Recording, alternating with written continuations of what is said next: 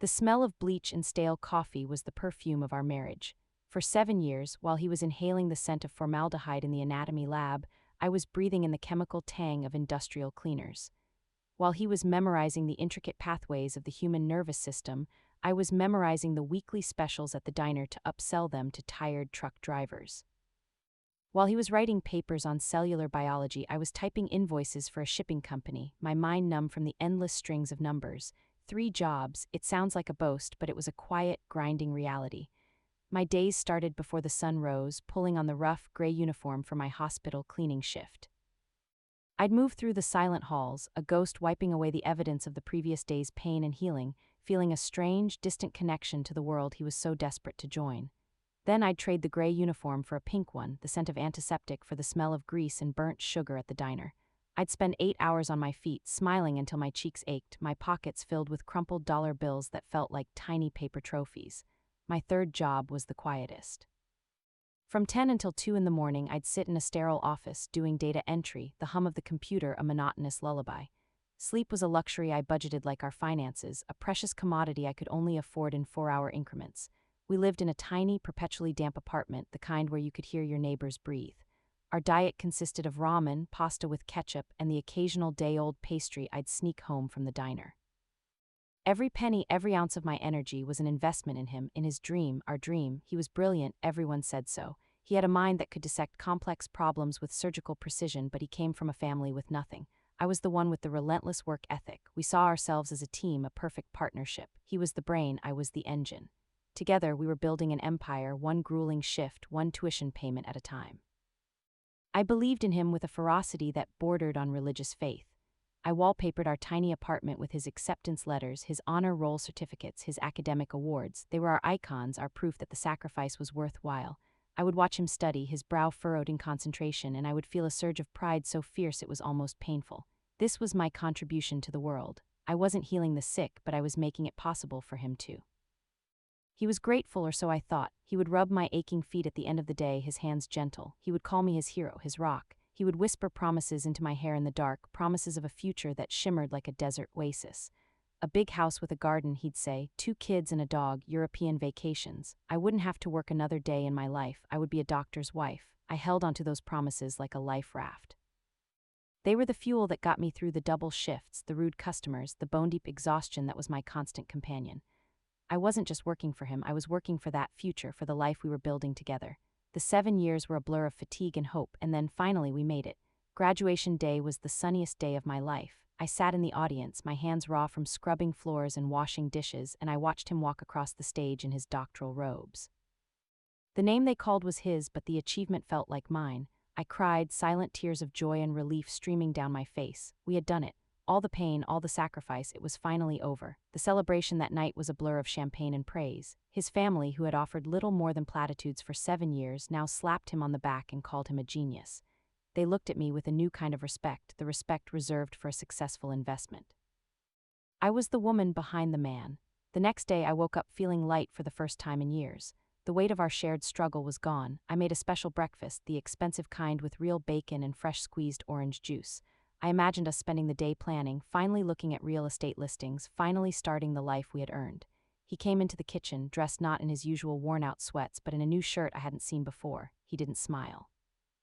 Didn't touch the food. He sat down at our small, wobbly table and looked at me with the cool, detached gaze of a surgeon examining a specimen.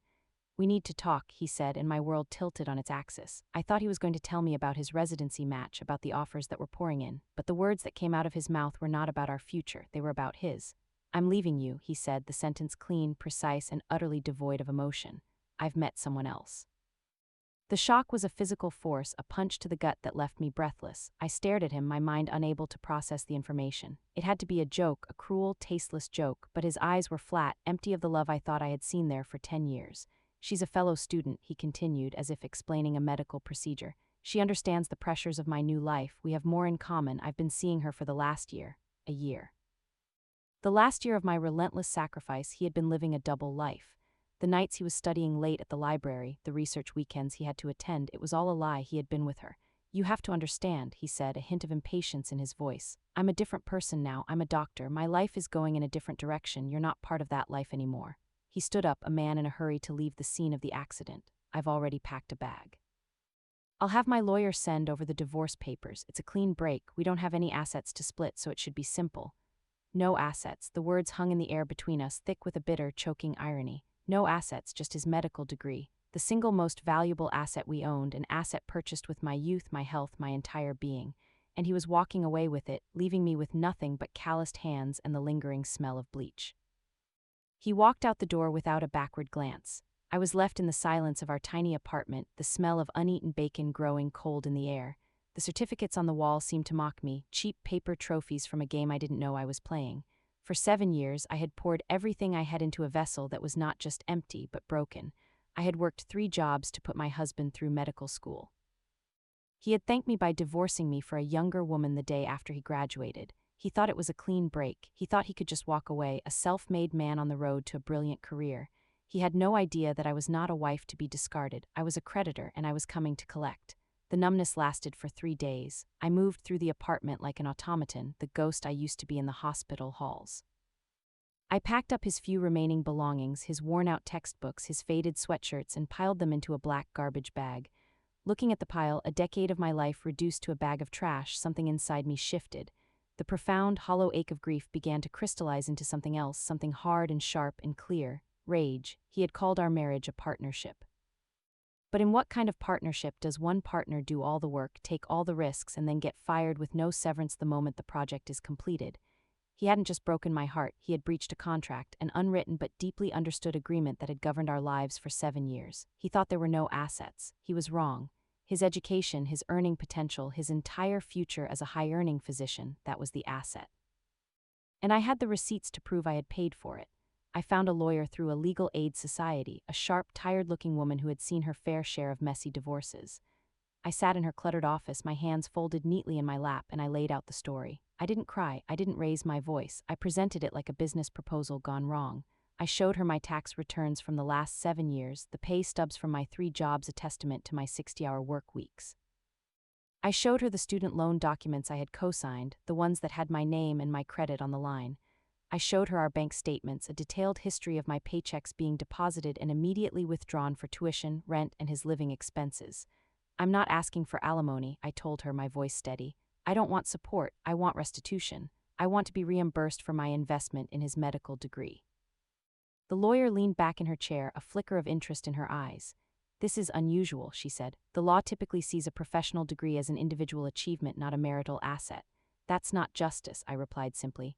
I didn't just support him, I funded him. I was the venture capitalist in his one-man startup. And now that his company is about to go public, he wants to cut me out without a return on my investment. That's not just immoral, it should be illegal. She was silent for a long moment, tapping a pen against a stack of files. Then a slow smile spread across her face.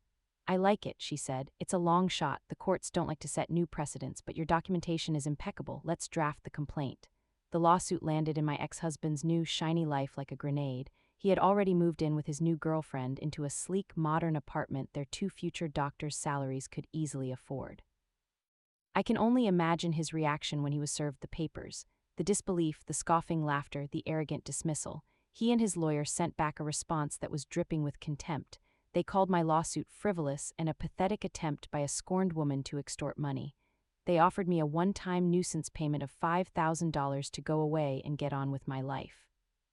I had them send back a formal rejection, along with a fully itemized invoice for his entire medical education, right down to the cost of his anatomy lab scrubs. The total was just over $350,000. His reaction escalated from ridicule to fury. He started calling me, leaving rambling, angry voicemails on my phone. He accused me of trying to ruin his life, of being a vindictive, money-grubbing harpy. It was fascinating in a clinical way. He had no self-awareness, no capacity to see the situation from any perspective but his own. In his mind, he was the victim and I was the aggressor. The social fallout was swift and brutal. His parents, who had once called me a saint, now called me a disgrace. His friends, our friends, mostly sided with him. I was the crazy ex-wife who couldn't let go. It was a lonely, isolating time. I had to quit the cleaning job at the hospital where he was starting his residency. The risk of running into him, of hearing the whispers from his new colleagues, was too much to bear. But the isolation forged my resolve into something unbreakable. I had lived for him for 7 years. Now I was living for myself and for the principle of the thing. The legal process was a slow, grinding machine. There were depositions, motions to dismiss, endless paperwork.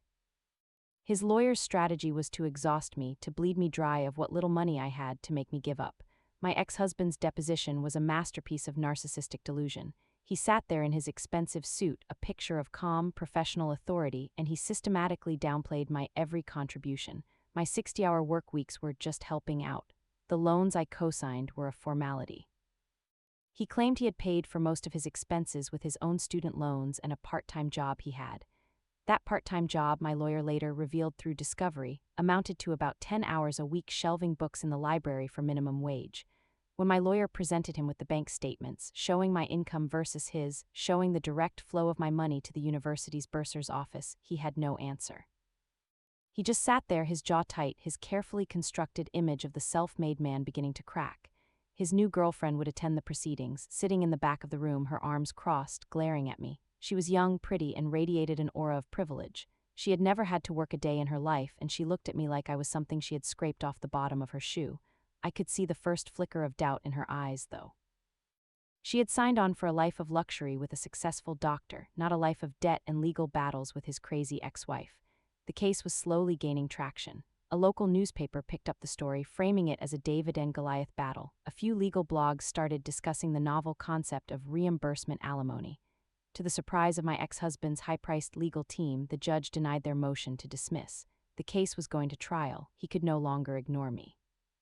He could no longer dismiss me. He was going to have to face me in a court of law and justify why his future, a future I had single-handedly financed, should belong to him alone. The smug, arrogant man who had walked out of my life was starting to look scared. He had performed the surgery, cutting me cleanly from his life, but he had made a critical error. He forgot to check if the patient was a fighter, and he was about to find out just how much fight I had left in me. The courtroom was a sterile, intimidating space, but I felt strangely calm. For the first time in my life, I wasn't there to clean up someone else's mess. I was there to demand justice for my own. My ex-husband and his girlfriend sat at the opposite table, a portrait of strained affluence. He looked tired, the confident swagger replaced by a tense, resentful rigidity. Her designer dress seemed out of place in the somber room, a garish splash of color in a world of black and white. When I took the stand, I didn't look at him.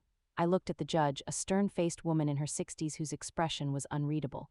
I spoke directly to her, my voice clear and steady. I didn't tell a story of heartbreak. I presented a financial report. I walked her through the 7 years, not with anecdotes of our life, but with spreadsheets and bank statements projected on a screen for the entire court to see. Here is my income from the hospital. Here is my income from the diner. Here is my income from the data entry firm. Here is the sum total of my earnings over 84 months. And here is where it all went: his tuition, his rent, his books, his food. The numbers were stark, irrefutable. I was the sole breadwinner, the primary investor, the engine of his success. His lawyer's cross-examination was brutal as expected. He tried to paint me as a willing participant, a supportive wife simply fulfilling her traditional role. You loved him, didn't you? He asked, his voice dripping with condescension. Yes, I answered truthfully. And you wanted him to succeed? Yes, I said. We both did. It was a shared goal based on a shared understanding that we would both benefit from the outcome. But there was no written contract, was there? He sneered. No document that stated he would repay you for your wifely duties. The marriage license was our contract, I said, looking at the jury. And the promises he made every night for 7 years were our terms and conditions. He voided that contract. I'm just here to collect the termination fee. My ex-husband's testimony was his undoing. He tried to portray himself as a brilliant, struggling student who had overcome the odds through sheer force of will. He minimized my work, calling it unskilled labor, as if the sweat and exhaustion that had paid his bills were somehow less valuable than his intellectual pursuits. He lied blatantly and repeatedly about his own financial contributions, lies that my lawyer easily dismantled with his own tax returns and bank records. He came across not as a victim, but as an arrogant, entitled man who believed his own hype. He wasn't just ungrateful, he was contemptuous of the very foundation upon which his success was built. The closing arguments were a study in contrasts. His lawyer argued the letter of the law, insisting that a professional degree could not be considered a marital asset. He painted me as a vengeful ex trying to rewrite the rules of divorce out of spite. My lawyer, however, argued for fairness. She spoke of the changing nature of marriage, of partnerships where one spouse invests heavily in the other's future. She argued that the law needed to catch up with this reality. This man, she said, pointing at my ex-husband, is a product of this woman's labor. He stands here today on the brink of a lucrative career, a career she purchased for him with her youth, her health, and every dollar she earned. To allow him to walk away with that asset free and clear, leaving her with nothing but the memory of her sacrifice, is not just unfair. It is an unjust enrichment of the highest order. The jury was out for 2 days. They were the longest 48 hours of my life. I sat in my small apartment, the one he had abandoned me in, and I waited. I didn't know what I would do if I lost. The money was one thing, but the validation, the acknowledgement of my own worth felt like everything. When the call came to return to the courtroom, my heart was pounding so hard I could feel it in my teeth. The jury filed in, their faces grim and unreadable. The foreman handed a piece of paper to the clerk. I held my breath. The judge read the verdict, her voice even. They had found in my favor. They were awarding me full reimbursement for the cost of his tuition and all documented educational expenses. The courtroom was silent for a moment, and then a gasp came from the other side of the room. It was his girlfriend. I looked over and saw my ex-husband's face. It was ashen, a mask of pure, unadulterated shock. He had genuinely believed he was going to win. He had believed in his core that he was entitled to my sacrifice. The judgment was more than a number on a piece of paper. It was a public declaration that my work mattered. My contribution was real. My life had value. The aftermath was swift. The judgment meant his future wages would be garnished until the debt to me was paid in full. For the next 10 to 15 years, a significant portion of his handsome doctor's salary would be automatically diverted to my bank account. Every paycheck would be a reminder of the wife he had thrown away. His new relationship crumbled under the financial strain and the public humiliation. She hadn't signed up to spend the first decade of her glamorous life paying off his ex-wife. I heard through the grapevine that she left him within 6 months. I never saw him again. I used the first payment to quit my 2 remaining jobs. I used the second to enroll in community college, taking the classes I had never had the time or money to take before. The money kept coming, a steady, monthly reminder of my victory. It wasn't revenge money, it was my money. I had earned it. I was just getting paid on a 7-year delay. I eventually went on to get my own degree, started my own small business. I built a life for myself, a life based not on a shared dream with someone else, but on my own strength, my own ambition. I was no longer the woman behind the man. I was just the woman, and that was more than enough. Thanks listening this story. Now I want to hear your thoughts in the comments. Your experience might be exactly what someone else needs to hear right now.